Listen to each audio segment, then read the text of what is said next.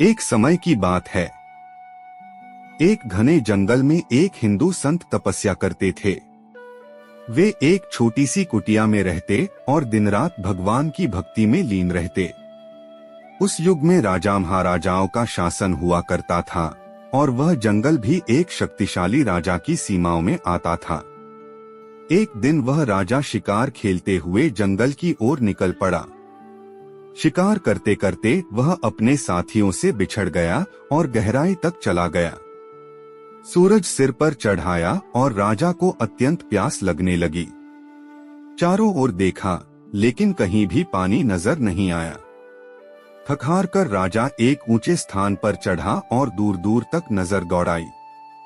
तभी उसकी दृष्टि धुएं की एक पतली सी लकीर पर पड़ी जो जंगल के बीच से उठ रही थी।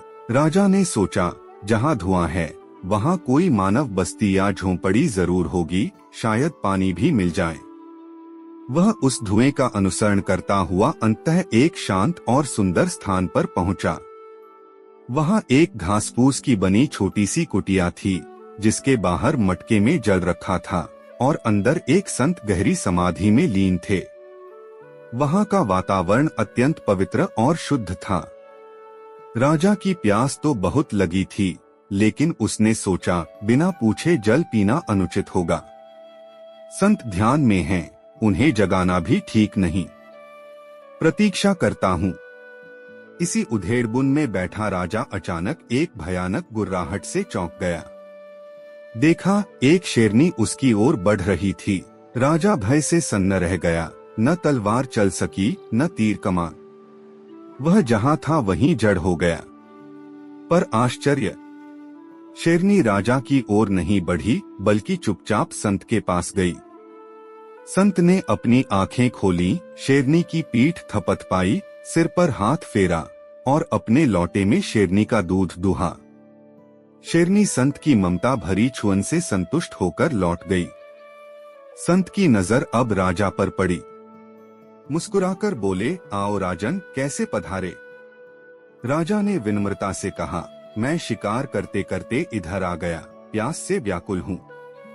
संत ने जल पिलाया और कहा, राजन, अब जब पधारे हो तो मेरी सेवा भी स्वीकार करो। यह शेरनी का दूध पियो। राजा को पहले कभी शेरनी का दूध पीने का अनुभव नहीं था, फिर भी उसने आदरवश 2-3 घूंट पी लिए। संत ने शेष दूध स्वयं पी लिया। राजा ने संत को प्रणाम किया और वापस महल लौट आया। परंतु रात को राजा बेचैनी से करवटें बदलता रहा। शरीर में कुछ अजीब सी उत्तेजना और मन में कामवासना की प्रबल लहरें उठने लगी। नींद उड़ गई, मन अशांत हो गया। सुबह होते ही राजा अत्यंत दुर्बल और चिंतित हो गया। उसने सोचा, मैंने तो केवल कुछ घूंट पिए और यह हाल हो गया। संत ने तो पूरा लौटा पी लिया। न जाने वह किस प्रकार के होंगे। राजा के मन में संत के प्रति शंका जाग उठी और उसने निर्णय किया कि ऐसे व्यक्ति को अपने राज्य की सीमा से बाहर कर देना चाहिए। अगले दिन वह अपने मंत्रियों, सैनिकों और सेवकों को लेकर संत की कुटिया पर जा पहुंचा। संत पुनः समाधि में लीन थे। राजा एक ओर बैठ गया। कुछ समय पश्चात वही शेरनी फिर आ पहुंची, संत के पास खड़ी हो गई। संत ने आंखें खोली, फिर पहले की तरह दूध दुहा, शेरनी की पीठ थपथपाई और वह लौट गई। संत ने राजा की ओर देखा और बोले, आओ राजन, आज फिर पधारे। राजा बोला, संत जी, मैं एक कार्य से आया हूँ। संत ने राजा का चेहरा पढ़ लिया और गहरी दृष्टि से देखकर बोले, आज तुम्हारे मन में क्रोध है। कोई बात है राजन, पर उससे पहले यह दूध पी लो और आज पूरा लौटा पीना होगा। राजा ने झिझकते हुए कहा, नहीं संत, अब तौबा, मैं यह दूध नहीं पीऊंगा। पर संत ने गंभीर होकर कहा, राजन, यह मेरा आदेश है, पीजिए। जब आप यहाँ तक कहानी की गंभीरता को देखते हुए सुनते हुए पहुँच ही गए हैं, तो वीडियो को लाइक, शेयर और चैनल को सब्सक्राइब जरूर कीजिएगा।